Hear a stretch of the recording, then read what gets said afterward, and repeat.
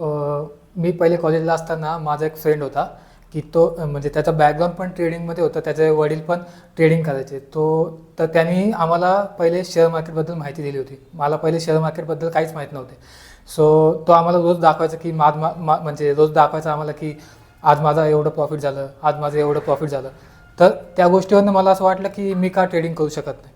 So मी स्टार्टिंगला initially मी यूट्यूबचे content बघून यूट्यूबला follow करून मी माझं ट्रेडिंग चालू केलं आणि मी माझ्या फ्रेंडकडूनच माझं ट्रेडिंग अकाउंट इनिशियली ओपन करून घेतलं.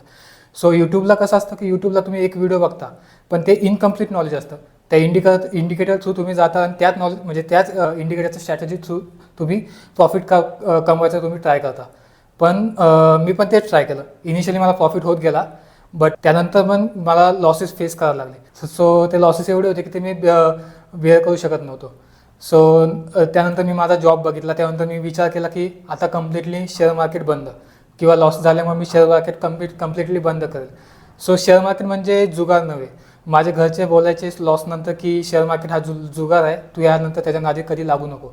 बट नंतर मी वापस एकदा फ्रेंडकडून ऐकलं की शेअर मार्केट हा जुगार नाही आहे, पण ते एक नॉलेज बेसवर तुम्ही जर ट्राय केलं, त्याचा रिस्क रेशो बघितला तुम्ही, तर मग मार्केट हे सगळं मेंटॅलिटीवर डिपेंड असतं. तुमची मेंटॅलिटी कशी आहे. पहिले माझी मेंटॅलिटी अशी होती की माझा जर लॉस झाला तर मी त्याच्यात डबल पैसे लावायचो. सो तो पण लॉस गेला तर तुम्ही त्यापेक्षा डबल लावायचो. तर ह्या मेंटॅलिटीने तुम्ही जाणार तर तुमचे जेवढे फंड असतील ते सगळे तुम्ही लॉस करणार आहेत. सो मी फ्रेंडकडून ऐकलं होतं, मी रिसर्च केलं की मला क्लास लावायचा आहे. सो मी माझ्या एका फ्रेंडकडून ऐकलं धनक्रांती हे क्लासेस किंवा त्या क्लासेसला शिकवणारे राम सर हे खूप प्रकारे चांगले गायडन्स करतात. सो राम सरांच्या गायडन्सनुसार मी टेक्निकल ॲनालिसिस शिकलो. नंतर इंडिकेटर परफेक्ट वेने कसे यूज करायचे ते मी शिकलो. नंतर मग राम सरांनी माझी मेंटॅलिटी स्टेबल केली. मीन्स जर लॉस झाला एका दिवशी तर तिथंच आपण स्टॉप केलं पाहिजे.